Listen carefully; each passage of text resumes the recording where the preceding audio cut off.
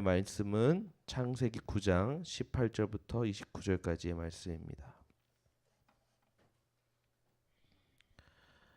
구약성경 11쪽에 있습니다. 창세기 9장 18절부터 29절까지의 말씀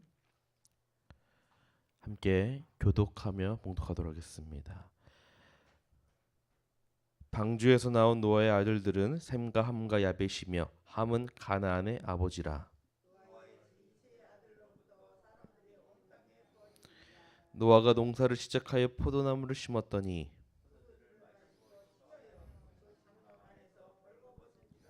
가나안의 아버지 함이 그의 아버지의 하체를 보고 밖으로 나가서 그의 두 형제에게 알림해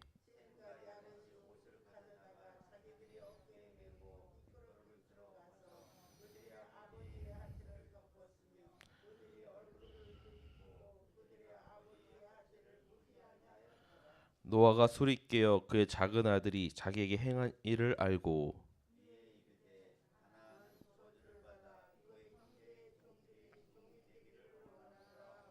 또 이르되 셈의 하나님 여호와를 찬송하리로다. 가나안은 셈의 종이 되고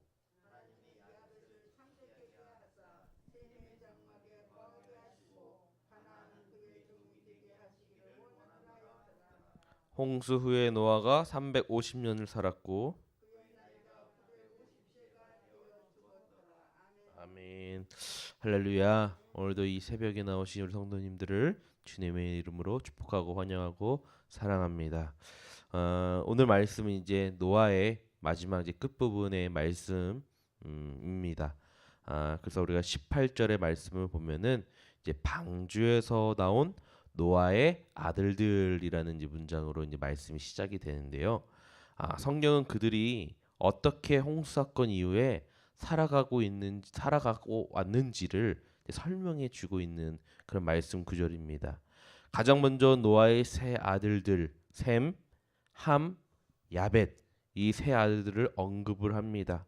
그리고 다른 아들들의 후손에 대해서는 전혀 언급하지 않은 상태에서 함은 가나안의 아버지라라고 지금 말씀에 나와 있어요.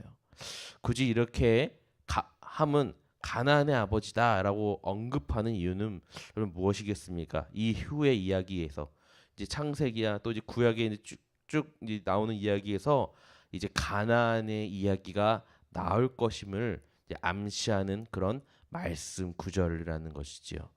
그래서 19절에 보면은 노아의 세 아들들을 통해 사람들이 온 땅에 퍼졌다고 나와 있습니다. 이 말씀은 우리가 어제 담임 목사님께서 함께 나눴던 여러분 기억나세요? 생번 땅충 9장 1절 말씀에 하나님이 노아와 그 아들들에게 복을 주시며 그들에게 이르시되 생육하고 번성하여 땅에 충만하라. 하나님께서 이렇게 축복했던 이 말씀이 지금 노아와 그 아들들 가운데 이루어졌음을 우리가 알 수가 있는 사실입니다. 이것이 더욱 구체적으로 가시화된 표현은 여러분 20절에 보면은 노아가 어떤 나무를 심었다라는 거예요? 포도나무를 심었다라는 그 우리가 그 구절에서 우리가 확인할 수가 있는데 포도나무를 심었다는 것 자체가 왜 하나님의 그런 축복과 은혜로 살아가는 것이었냐? 그럼 포도나무 열매는요 단순히 사람들이 먹는 과일뿐만 아니라 그 포도나무 열매를 따면서 떨어지는 그 열매들이 동물들에게도 영양분이 되었던 것입니다. 그래서 하나님께서는 이 인간들을 돌보시고 특히 자신의 형상대로 지은 직접 지으신 그 인간들을 하나님께서 손수 돌봐주시고 지켜주시고 함께 해주셨다라는 우리가 그 의미와 해석이 이 포도나무 가운데 들어가 있다는 겁니다. 그래서 인간은요 어찌 보면은 노아의 방주 이후에 멸종 위기였던 거예요. 근데 멸종 위기였지만은 하나님의 손길과 하나님의 은혜 가운데 그것을 우리가 벗어날 수 있었던 것입니다. 그러니까 즉 우리가 무엇을 알아야 되냐? 우리가 살아가고 있는 모든 것들, 우리가 잘 되고 안 되고 흥망성쇠하는 이 모든 것들이 다 누구의 손 가운데 있다? 하나님의 손 가운데 있다. 하나님의 은혜야. 우리가 하나님만을 의지하고 믿음으로 살아가야 하는 사실을 여러분들이 꼭 믿으시기를 간절히 소망합니다. 그래서 이 노아가 농부가 되어 포도원을 가꿉니다. 그리고 수확한 때가 이르러서 포도를 따는데 그때 노아가 포도주를 만들어서 그 포도주를 마시게 돼요. 근데 말씀해 보니까 몹시 취하여 벗은 채로 장막에서 누워 쉬게 됩니다. 그럼 이때 노아의 모습이 어떤 모습이냐? 하나님과 동행했던 자의 그런 거룩한 모습은 잃어버리고 술과 동행함으로써 여러분 수치를 얻은 자가 되고 맙니다. 여러분 홍수 사건 때는 여러분들 성경에서는 노아를 어떻게 표현했냐? 의인이요 또 당대의 완전한 자다. 그리고 하나님과 동행한 자다. 이런 소개가 되어 있었습니다. 그런데 지금 노아의 모습은 지금 어떤 모습입니까? 술에 취한 좀 우리가 보기에는 좀 실망스러운 그런 모습을 지금 노아가 보여주고 있는 거예요. 그래서 우리는 노아를 보면서 하나님께 인정받는 사람도 이렇게 완벽하지 못할 수가 있구나라는 그런 사실을 우리가 깨달으셔야 됩니다. 여러분 성경에서 이야기하는 각 의인이요 당대의 완전한 자, 여러분 이런 개념을 이 사람은 겉 행위가 완전한 사람, 모든 게 완벽한 사람으로 우리가 이해해서는 안 된다라는 거예요. 성경은 어떠한 인물도 절대적으로 완전하지 못하다라고 이야기하고 있습니다. 그래서 모든 인간은 모든 사람은 그래서 무엇이 필요할까? 바로 하나님의 손길, 하나님의 도우심, 하나님의 구원이 필요한 겁니다. 그래서 우리가 어떻게 아까 말한 것처럼 하나님만을 의지해야 된다라는 거예요. 그래서 우리가 하나님을 의지하지 않고 다른 것, 특히 오늘 본문에 나왔던 이 노아의 모습처럼 술을 의지하고 만족함을 얻었던 이 노아는요, 결국 부족하고 넘어지는 그런 모습을 우리가 볼 수가 있다라는 사실입니다. 여러분 오늘날 교회에서는 이 술이라는 것을 여러분 굉장히 마시지 말라고 강력하게 이렇게 강조하죠. 예. 또 우리가 그런 것들을 쭉 지키면서 살아오고 있습니다. 그런데 여러분들 교회 다니는 분들 중에서도 믿음 생활 하시는 분들 중에서도 여러분들 술 좋아하시는 분들 계실까요? 안 계실까요? 계시겠죠. 이 금주를 믿음 생활 잘해서 금주를 하고 싶은데 여러분들 이게 마음 뜻대로 잘 안 되시는 분들도 여러분들 계실 거예요. 그런데 그러면 가끔 이제 이런 분들이 저한테 물어봐요. 또 뭐 청년들 중에서도 저한테 이런 것들을 물어본 적이 많았는데, 성경에서는 술 마시지 말라는데 왜 교회에서는 이렇게 목사님들이 왜 술 먹지 말라고 하냐? 왜 이렇게 정죄합니까?라고 물어볼 때가 그런 경우가 종종 있습니다. 근데 오늘 우리가 여러분들 잘 아시겠지만 대부분 우리나라 사람들은 술을 마신다고 하면은 여러분 언제까지 마셔요? 딱 한두 잔만 하고 뭐 절제하고 뭐 이렇게 하는 것이 아니라 언제 때까지 마십니까? 취할 때까지 마시잖아요. 여러분 다 아시잖아요. 여러분 그래서 술을 마신다면 어떤 모습을 보입니까? 그 취한 후에 그 모습이 어떻습니까? 여러분 술을 취해서 정말 그 술 취한 사람이 은혜 충만한 모습을 보이고 막 하나님의 기쁜 모습, 선한 모습을 막 보이고 나타난다면은 저도 그러면 다 술 마시라고 하겠죠, 저도. 저뿐만 아니라 미리 하나님께서도 다 술 먹고 취하라고 했을 거예요. 그런데 여러분 어떡합니까? 술을 마시면은 대부분 선한 열매를 맺는 것이 아니라 어떤 모습을 보여요? 실수하고 악한 열매의 모습을 맺게 되는 것이죠.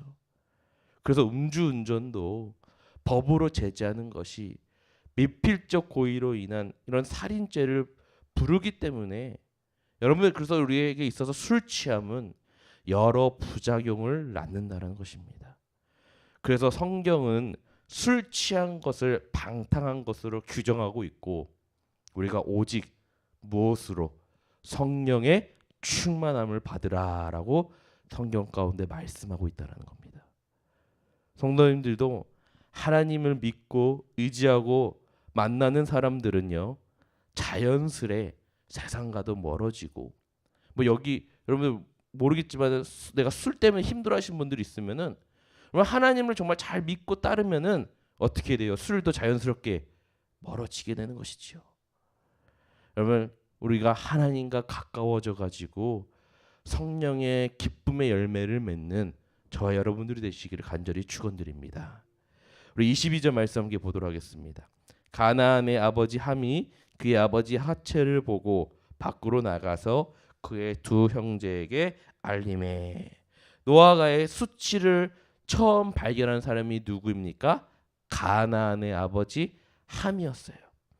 그래서 함은요 장막에 들어갔는데 그 아버지의 하체를 보고 밖에 있던 두 형제에게 이 사실을 알립니다. 근데 이 장면을 기록한 여러분 창세기의 저자는요 22절의 함의 행동은요 간결하고 짧게 묘사되어 있어요. 근데 다음 23절에 나오는 셈과 야벳의 행동은요 아주 자세하게 묘사하여 기록되어 있습니다. 23절 함께 보도록 하겠습니다. 셈과 야벳이 옷을 가져다가 자기들의 어깨에 메고 뒷걸음쳐 들어가서 그들의 아버지 하체를 덮었으며 그들이 얼굴을 돌이키고 그들의 아버지의 하체를 보지 아니하였더라. 여러분 차이가 느껴지시나요? 22절과 23절에 길이뿐만 아니라 그런 디테일한 설명까지 여러분 차이가 납니다. 이것은요 함의 행동은요 사려 깊지 못했지만은 셈과 야벳은 신중하고 사려 깊은 행동을 했음을 이 저자가 일부러 비교해서 보여주고 있다는 겁니다. 그러니까 우리도 살아가다 보면은 여러분들 내 친구나 내 가족이나 내 이웃이나 이런 상대방의 실수나 그런 수치들을 보고 발견할 때가 있죠. 여러분 그때 어떠한 사람들은 그런 다른 사람들 그런 실수를 보았을 때 다른 사람들에게 바로 알리고 떠들고 소문내는 그런 사람이 있는 반면에 어떠한 사람은 그것을 바로 말하지 않고 사려 깊은 방법을 강구했다가 그에게 어떻게 하면 더 큰 수치가 되지 않도록 어떻게 하면 이걸 잘 덮고 날 수 있을까 이렇게 일을 처리해 나가고 해결해 나가는 사람들이 있다라는 거예요. 여러분은 그 둘 중에 여러분 어떤 사람입니까? 또 어떠한 사람이 되겠습니까? 우리 모두 이 자리에 앉아 있는 우리 성도님들에게는 하나의 공통점이 있어요. 어떤 공통점이 있냐? 바로 예수 그리스도께 죄와 허물을 용서받은 자들이라는 거예요. 그렇기 때문에 내 주변에 있는 이웃들, 내 형제 자매들의 여러분 연약함과 수치심들이 보인다고 할지라도 그럼 어떻게 해야 되겠어요? 그것들을 막 들춰내고 약점을 공격하고 이 사람이 어떻댔다 저 사람이 어떻댔다 이렇게 소문을 내는 그런 약하고 어리석은 모습을 다 내려놓고 우리가 예수님을 닮아 우리가 그리스도를 닮아서 오히려 그 상대방의 연약함과 허물을 덮어줄 수 있는 그런 참된 그리스도인들의 또 예수를 따라가는 그 제자의 모습을 살아가시는 우리 모두가 되길 간절히 축원드립니다. 그래서 24절부터 27절까지의 말씀 함께 또 보도록 하겠습니다. 노아가 술이 깨어 그의 작은 아들이 자기에게 행한 일을 알고 이에 이르되 가나안은 저주를 받아 그의 형제의 종들의 종이 되기를 원하노라 하고 또 이르되 셈의 하나님 여호와를 찬송하리로다. 가나안은 셈의 종이 되고 하나님이 야벳을 창대하게 하사 셈의 장막에 거하게 하시고 가나안은 그의 종이 되게 하시기를 원하노라 하였더라. 아멘. 여러분 술에서 깨어난 노아는요 아들들이 자신에게 어떠한 행동을 했는지 이제 알게 됩니다. 그래서 그는 자신의 수치를 가려준 셈과 야벳에게는 축복을 하고 또 자신의 수치를 알린 함의 자손 특히 가나안을 저주를 하게 됩니다. 여러분 함을 향한 이 저주는요 노아의 그런 단순한 개인의 감정을 쏟아낸 게 아니라 아무리 술을 취해서도 여러분 노아는 지금 어떤 사람이라고요? 하나님과 당대에 함께했던 그런 인물이잖아요. 그런 하나님과 함께했던 인물이 내렸던 저주라는 것이지요. 그래서 이 축복과 이 저주는요, 결국 어떻게 됩니까? 이스라엘 역사 가운데 그대로 나타나게 돼요. 이는 하나님이 아브라함을 부르셔서 그의 후손에게 가나안 땅을 차지하게 하신 역사적인 배경이 오늘 이 말씀으로부터 시작이 되었다라는 거예요. 가나안은 셈의 종이 될 것이라는 이 노아의 예언은 셈의 족속인 아브라함의 자손이 여러분 가나안을 그 땅을 차지하게 됨으로써 정복하게 됨으로써 그 예언이 성취가 됩니다. 결국 노아의 이 술 취한 사건으로 인해서 각 그 자녀들의 후손들의 운명이 결정짓게 되었다라는 거예요. 함 한 사람의 잘못으로 말미암아 그의 후손들이 다른 민족의 종이 되는 그런 운명을 맞이하게 된 것입니다. 여러분 이건 마치 창세기 1장, 2장, 3장에 나오는 아담 한 사람이 죄를 범함으로 그의 후손인 모든 인류가 죄 가운데 태어나는 운명을 지닌 것과 여러분 많이 비슷하다는 겁니다. 사랑하는 성도 여러분들, 하나님께서는 말씀을 반드시 이루시는 분일 줄로 믿습니다. 그렇기 때문에 오늘 우리가 말씀을 교훈 삼아 가지고 우리의 작은 실수나 우리의 그런 죄로 말미암아 그것이 나뿐만 아니라 나를 통하여서 내 자녀들, 내 후손들이 화를 당할 수도 있고 반대로 나의 믿음을 통해서 나의 올바른 신앙생활들을 통하여서 오히려 나의 자녀가 나의 후손들이 여러분들 축복받을 수 있다는 사실도 여러분 꼭 기억하시길 바랍니다. 그렇기 때문에 술 취함과 같은 또한 방탕함과 같은 그런 범죄들 우리가 불신앙적인 그런 신앙생활들은 우리가 경계하고 우리가 멀리해야 되고요. 우리가 무엇과 가까이 해야겠습니까? 거룩하고 하나님께 예배드리는 이 시간을 우리가 정말 중요하게 여기고 우리가 그 하나님의 말씀을 그 어떤 것보다 귀하게 여기고 사모하며 사랑하며 살아가는 그런 삶들을 살아가기를 간절히 소망드립니다. 그래서 28절 29절에 여러분 이렇게 이제 마무리가 돼요. 홍수 후에 노아가 350년을 살았고 그의 나이가 950세가 되어 죽었더라. 홍수 후에 여러분 350년을 살았대요. 그래서 노아가 몇 년 살았다고요? 950세로 이 땅에서 생을 마감합니다. 굉장히 긴 오랜 시간 노아가 이 땅 가운데 살아갔는데 그러면 노아가 비록 오늘날의 사람들과는 비교할 수 없을 정도로 거의 10배 이상의 삶을 살았고 또 성경에서 의인이라 칭했지만은 이 노아도 결국 피할 수 없는 게 있었다라는 사실이에요. 무엇을 피할 수 없었습니까? 죽음을 피할 수 없었다는 겁니다. 노아도 결국 우리와 똑같은 유한한 인생이었던 겁니다. 그래서 우리는 끝이 있는 연약한 존재임을 우리가 매일매일 매 순간마다 날마다 기억해야 된다는 거예요. 그래서 저는 이 시간이 너무나 감사한 거예요. 하루를 시작하는 이 새벽 시간에 여러분들 이런 고백이 나와야 된다는 거예요. 오늘 하나님 새날을 허락해 주심에 감사드립니다.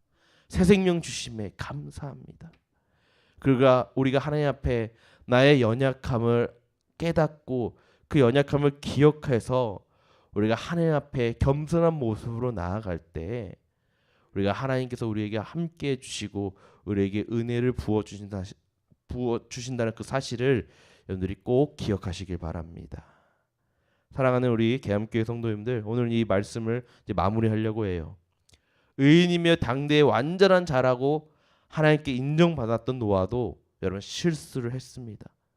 그리고 대홍수에서 구원받았던 노아의 아들들에게도 여러분 아담으로부터 시작된 이 죄악의 본성이 있었다라는 거예요. 진정 우리 모두는요 자신의 연약함을 먼저 깨달아서 다른 사람들의 수치와 허물을 조롱하거나 비난하거나 이러지 말고 오히려 그리스도의 사랑으로 그들을 품어주고 덮어주고 아껴줄 수 있는 아름다운 신앙인의 모습을 보이시기를 간절히 축원드립니다. 그래서 오늘 여러분들 함께 기도하실 때 이렇게 기도했으면 좋겠어요. 다른 것으로 채워지는 것이 아니라 하나님 오직 기도로 성령 충만하게 하여 주시옵소서. 성령 충만한 하루 되어서 하나님을 영화롭게 하는 귀하고 복된 인생들이 되게 하여 주시옵소서. 오늘 하루 주님이 주시는 그 힘으로 오늘 하루 감당케 하여 주옵소서. 그래서 새벽에 받은 그 은혜를 우리가 받았던 그 은혜로 말미암아 오늘 하루 잘 보낸 후에 우리가 저녁에 오늘 있을 금요 심야 때 우리 모두가 다 함께 만나서 다시 한번 하나님을 뜨겁게 찬양하고 성령 충만함을 간구하며 기도할 수 있는 저와 여러분들이 되시기를 간절히 축원드립니다.